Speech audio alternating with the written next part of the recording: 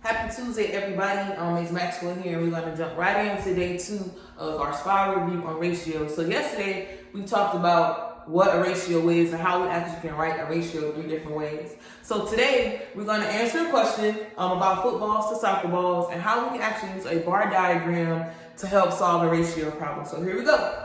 So our question today is, footballs to soccer balls and the score is 5-3. If the store has 100 footballs, how many soccer balls does the store have? So this is a word problem, right? And you know, there's a way that we can break down the word problem so we can actually fully understand what the problem is asking us to solve. So we know we have to come up with the ratio because that's our unit, ratios. But some of our keywords that we can have. So our ratio is 5-3. It tells us that the store has 100 footballs. And the question that you actually have to solve is how many soccer balls? So how many soccer balls? So the key point here, it looks like that we're trying to find an equivalent ratio. We have to find something that's 5/3 and 100 so we can come out with the equivalent ratio. So I'm going to show you how to do that. So our first step is we're going to draw out a bar diagram, right? So the top is going to be footballs because remember, order is important. So footballs is at the top. And I'm going to draw 5, right? Because it says the ratio is 5-3. So I'll label each box 1. 1, 2, 3, 4, 5, right? My next bar is going to be for soccer balls.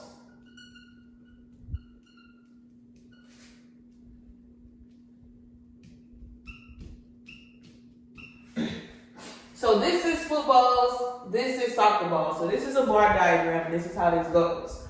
So the original problem said there's footballs to soccer balls is 5-3. So this is 5, and this is 3.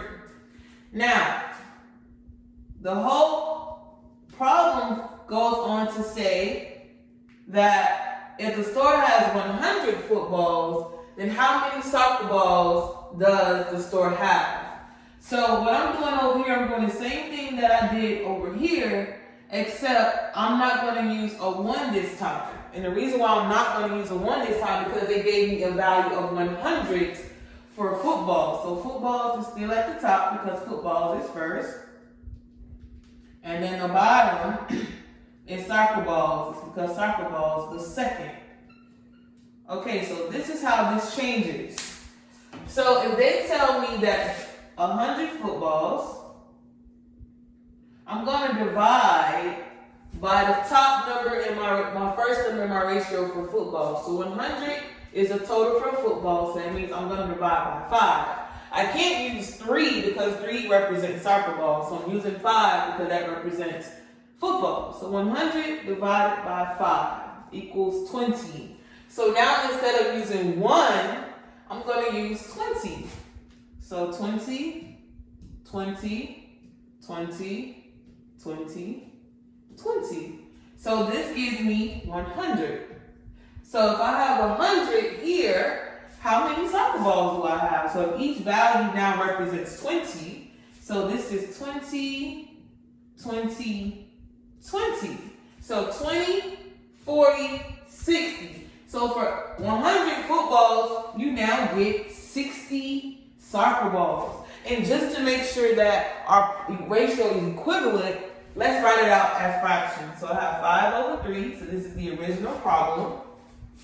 It's equal to 100/60. So let's make sure this actually equals. And if it does not equal, then you did something wrong. So this is how it goes. So we said each value is 20. So 3 times 20 does give me 60, so we know that is correct. And we know what we do to the bottom, we do to the top. And we know 5 times 20 also gives me 100. So that is equivalent ratio, and that works perfectly. So again, don't forget, when you're writing out your bar diagram, you first want to start with 1 unit, right? And then depending on what they're asking you to find, you will actually now change the values in your second bar graph based on what they actually give you in the second part of your word problem. So again, equivalent ratios is what we actually learned today. I'll give you an iReady's assignment to fully help you master ratios and making them equivalent. Tomorrow, we'll do part 2 of equivalent ratios. Here we go, yo. So what's all the ratio? Hey, yo, who knows this?